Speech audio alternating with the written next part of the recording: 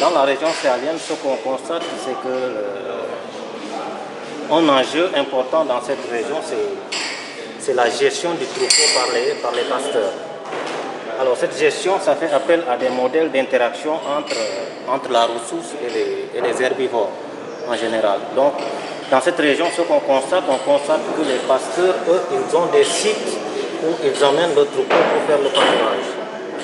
Alors nous, notre modèle va dans ce sens et l'objectif principal, c'est quoi?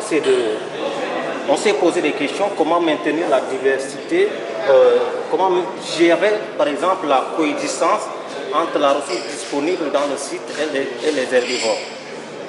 Alors là, notre objectif, c'est de construire un modèle mathématique d'interaction entre ressources et herbivores. Dans la littérature, il y en a déjà des modèles d'interaction entre les plantes et les herbivores. Mais nous, dans notre cas, on va l'appliquer dans le domaine du Sahel. Alors, comme vous voyez là, nous avons là le modèle mathématique où vous avez ici la dynamique de la ressource. Là, vous avez, donc là, nous, on a subdivisé les herbivores en grands et petits herbivores. Parce qu'on constate que dans le Sahel, un pasteur peut avoir un troupeau constitué de grands herbivores et un troupeau constitué de petits herbivores. On en a tellement dans la littérature, avec des images même. Donc la dynamique de la ressource, elle est donnée là. Là, nous avons la dynamique des grands herbivores, là, la dynamique des petits herbivores. La nouveauté ici dans ce travail, c'est que ces modèles, ce sont des cas particuliers, des modèles qu'on appelle des modèles proie-prédateurs. Mais une des particularités de notre modèle ici, c'est que le R que vous voyez ici, c'est ce qu'on appelle le taux de croissance intrinsèque.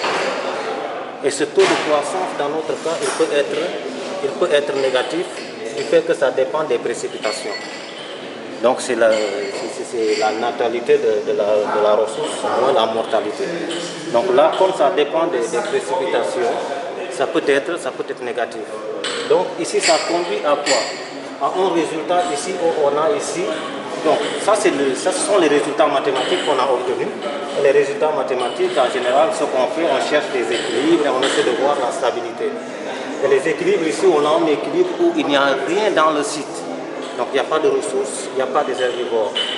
Donc dans les modèles proie-prédateurs, on dit que là, il y a la disparition des herbivores, des prédateurs. Mais là, dans notre cas, s'il n'y a rien dans le site, ça veut dire que la ressource est expirée. Et si la ressource est expirée, il n'y a plus d'herbivores. Ça ne veut pas dire que les herbivores le bétail est mort, non. Là, ça veut dire que l'interprétation, c'est le phénomène de transhumance. Donc comme il n'y a plus d'herbivores, donc là, le pasteur il va migrer avec son troupeau. Donc ça met en évidence ici le phénomène de transhumance.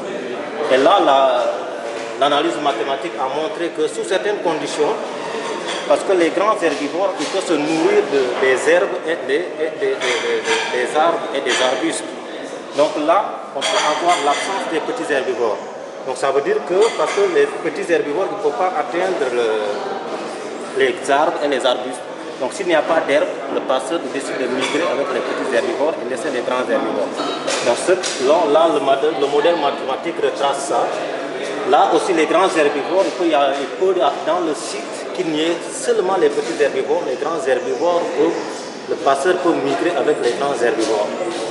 Donc ici, là, c'est ce qui reflète ici au niveau des simulations numériques. Et là, il y a une complexité qui est retracée ici parce qu'on a beaucoup de cas de multistabilité. Comme vous voyez ici en bleu, ce sont des équilibres qui sont stables. Et vous voyez ici, il y a une monostabilité, donc c'est cet équilibre seulement qui est stable. À partir de là, nous avons une bistabilité. Donc là, nous avons en bleu et en bleu ici. Donc ça, en interprétation ici, dans les modèles proie-prédateurs, on ne retrouve pas ça. Mais dans notre cas ici, c'est un cas qu'on a pu mettre en exergue.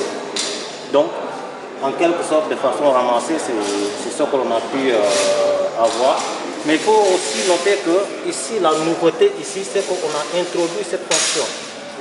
Cette fonction, dans les modèles proie-prédateurs, en général, ils n'utilisent pas ça. Nous, ici, cette fonction, qu'est-ce que ça signifie? Ça signifie que, comme le bétail il est présent dans le site tout le temps, parce qu'on l'a, le modèle, c'est dans un site seulement. Donc, comme le bétail consomme toujours dans le site, Donc il y a l'impact de l'herbivorie sur la ressource. Donc c'est pour ça qu'on a introduit cette fonction qui est une fonction qu'on appelle l'hypothèse d'optimisation par herbivorie. Donc pour un petit nombre d'herbes, donc elle croît, du fait que la ressource elle est limitée, elle atteint un maximum, c'est une fonction concave, et après elle diminue. Donc dans les perspectives, ce qu'on projette de faire, c'est d'introduire comment dirais-je, l'aspect spatial. Donc ça veut dire seulement qu'on va introduire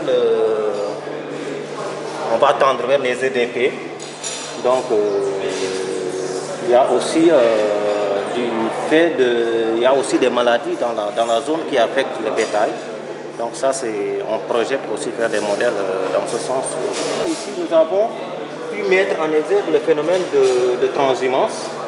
Parce que ici, la stabilité de l'équilibre E0 montre qu'il n'y a pas de bétail, ce qui montre le phénomène de transhumance. Et là, le modèle a retracé aussi sous certaines conditions. Le pasteur, il est obligé de prendre les petits herbivores et les mettre dans un autre site, du fait que la ressource herbe peut s'expirer. Et là aussi, il peut, sous certaines conditions, il est obligé de prendre des grands herbivores et les déplacer dans un autre site. Et aussi, le modèle montre que sous certaines conditions, c'est ce qui nous intéresse ici pour éviter le phénomène de transhumance. Si ces conditions sont vérifiées, le passeur peut, jusqu'à un certain temps, rester dans le même site. Donc ça veut dire qu'il y a une coexistence entre la ressource et les herbivores.